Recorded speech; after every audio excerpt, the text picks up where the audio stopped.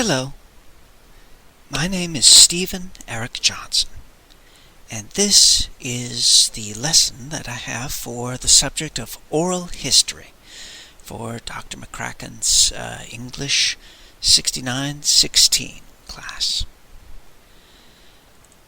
Just to provide you with background information, I believe before anything else could be said about oral history, a student of the subject needs a working definition.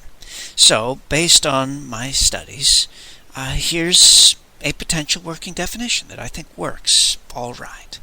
And that is, oral history is a written record of an eyewitness account for historical events, recorded in the format of an interview of the person who experienced the event being recorded by a researcher. Now, how this record is initially made is flexible. Written interviews were the earliest, of course, but audio and video recordings are generally accepted in these modern times. Previously, the interviewer was expected to remain uninvolved in the process of collecting interview data and to do all they could to only present history from the viewpoint of the individual being interviewed. But, that has changed in recent times, so that now a more natural, conversational style of interviewing, in which there's both give and take between interviewer and interviewee, is much more acceptable now. As a means of pedagogy, oral history is a vital element for making history come alive, connecting the past to the students of the present day by, as is said by Landman and Wendling, the elements of societal transformation, pedagogical change, effective teaching strategies, technological advancements, and creativity. And now we have that question, what makes oral history important? In other words, what's its exigence? There's an African proverb that addresses that question rather directly. Every old man that dies is a library that burns. Alistair Thompson's article on oral history, found in the Bloomsbury History Articles database, a link for which you can find at the bottom of the handout that you should have, addresses the fundamental exigencies of oral history, or in other words, the answers to the question of what makes it so important now. Note the currency, the immediacy of that now. In the words of the article, oral history evidence can transform historical understanding. It can also illuminate our understanding of remembering by individuals and societies, by creating artifacts, the records of oral history, in other words, whatever form they might take, which make an indelible stamp of evidence. This evidence has become ever more technologically tied and ever more up to the moment with steadily increasing methods of recording and distributing this critical form of education. As an example of the immediate relevance of oral histories, which also ties them to the past, a 2025 study by Platten and many others reviewed the Just Heat project, which collected oral histories about the infrastructure for well-being, safety, nostalgia, social relations, and sense of place involved in the building heating practices in Europe. In other words, they were finding out who is getting heat, who is not getting heat. What are the ultimate ecological effects of the heating process? It gets really cold, especially in northern Europe. And if you're not one of the ones with what you need, starvation, privation, and worse is very real. They dealt specifically with affordability, availability, ecology, and survivability. That is a direct indication of just how vital oral history, this qualitative information, can be. Determines not just do you have what you need, but are you comfortable with it? So, also, probably most important of all, oral histories are a form of empowerment. They present ways by which groups who are not heard can be heard. In the early days of oral history, many disempowered groups, such as feminists in the 1970s, as well as blacks in the United States in the same period, and the homeless and the disenfranchised, and so many others, had only oral history as a means to be heard, to be noticed, to have attention paid to their situation. This is still the case. The only significant difference being that the technology available for recording and sharing these oral histories has advanced by leaps and bounds from the 1970s. Of course, as has been noted by many authors, technology is not neutral. It is itself a statement, especially in the fundamental question of who has it and who does not. Nevertheless, using technology to advance the cause of oral histories and the individuals and communities they represent forms a major source of the ongoing exigence of oral history in the present day. The primary goal of oral history remains, as it always has been, and when recording and presenting the many conflicts between groups, its records should be seen as two sides of the same coin that should include both the facts about events and occurrences as well as the personal experiences of individuals who lived through these events, who reacted to them, and whose attitudes helped shape their pace and direction. All right, now that you have started to realize, hopefully at this point in time, how important it is to do oral history, well, let's start thinking about, okay, how do you orally historicize? Yeah, how do you do oral history? Sorry. Okay, it's best to start asking some fundamental questions, for which I would like you to, after I've presented those fundamental questions, I'd like you to pause this video and consider them one by one. Please write them down. I'll put them on the screen so you can, pause and think.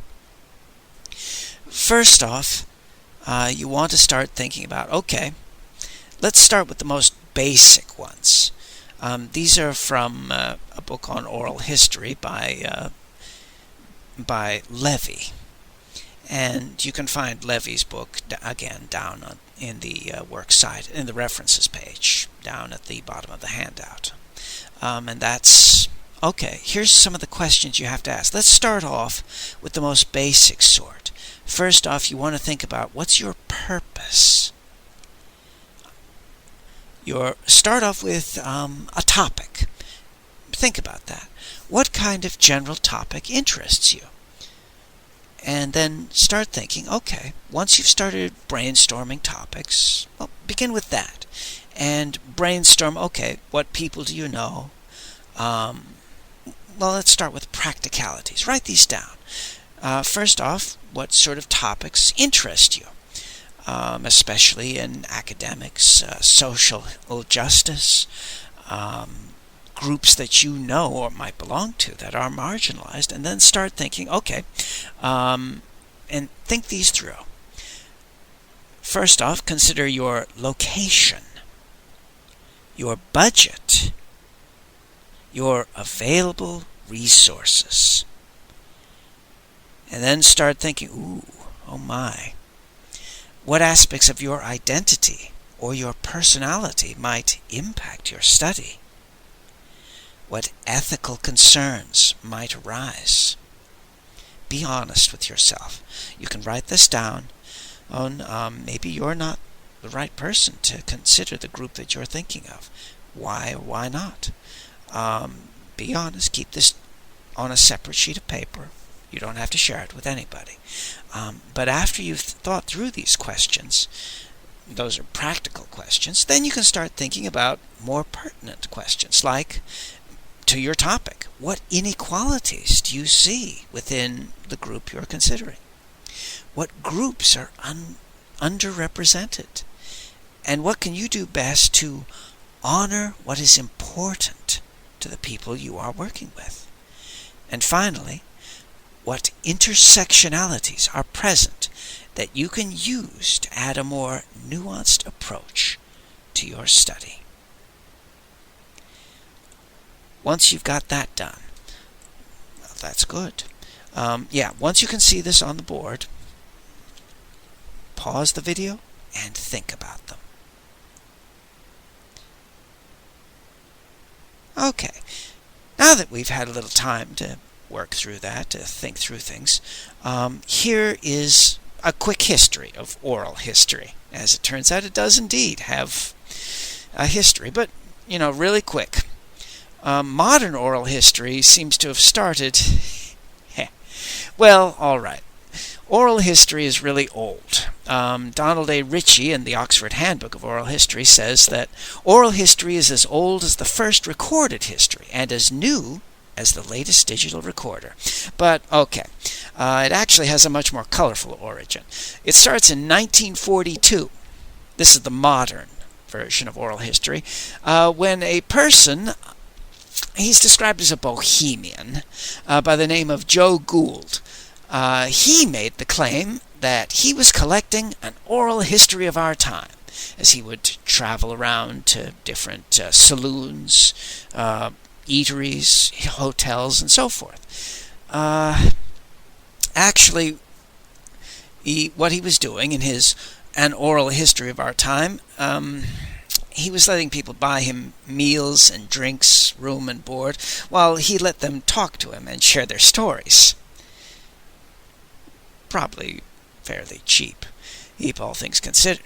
Considering how hard it is to get people to listen sometimes, probably worth the price. But still, that phrase is that he used, oral history. He also said, what people say is history.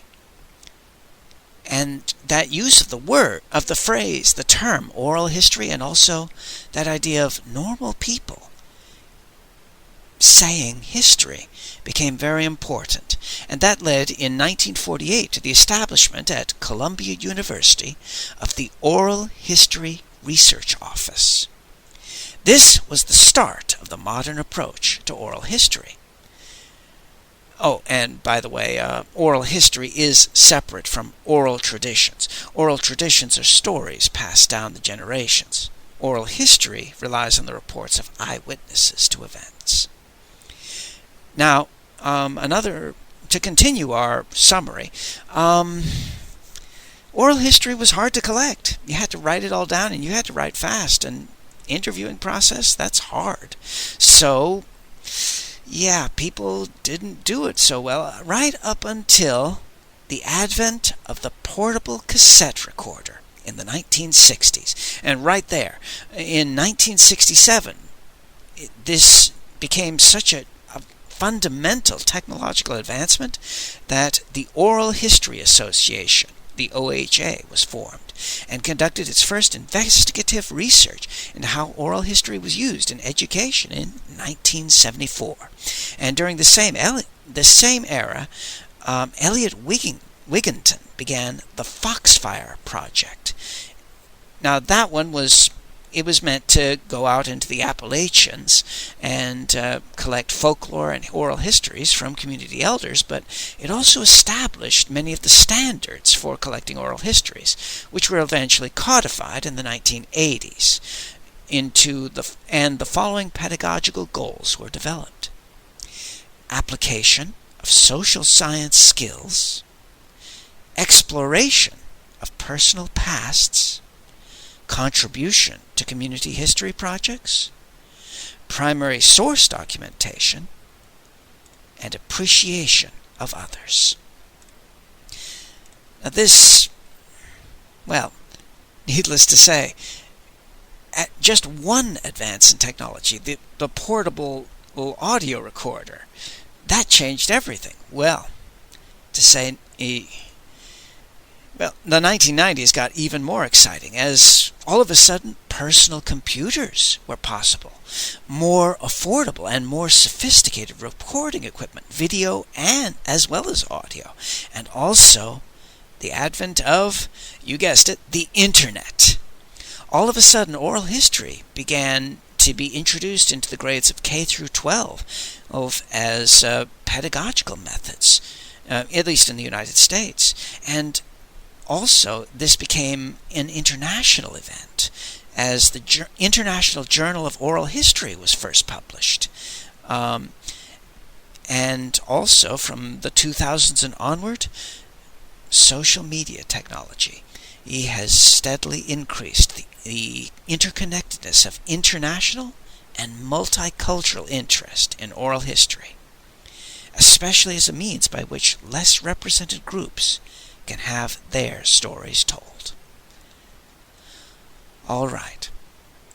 Now that we've said that, there's more, but that's all included on the website, so you can take a look for it yourself. On the Canvas website, you can look for it yourself. But here are our closing questions, things that you ought to consider as you think through your own questions. First off, start thinking through, and write down your reactions to this, please. What do you want to know about your topic? Start brainstorming stuff. What are you actually trying to find out here? As you start figuring that out, you'll start writing down example questions. And as you're writing these down, start thinking, are these research questions open-ended? The interview questions, do they allow for a multiplicity of findings? Are your questions answerable in an interview format? Will answering your questions help you achieve your purpose? And finally, do your questions extend beyond individuals to broader themes of social life? Thank you for your time and patience. And as you consider these questions, write them down, and if you feel, well, we can discuss them as we have opportunity. That said, I wish you well, especially as you start considering your own methods of research.